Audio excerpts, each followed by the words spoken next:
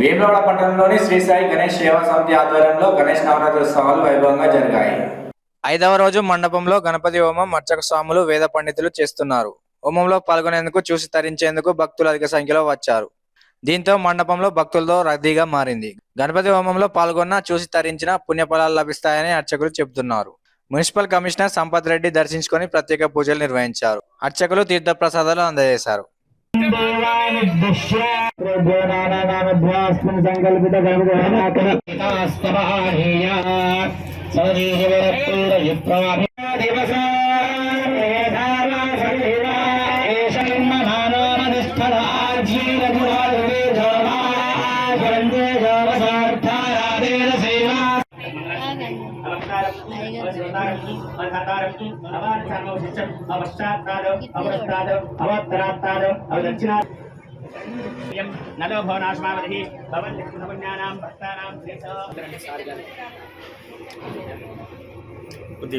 Okay super.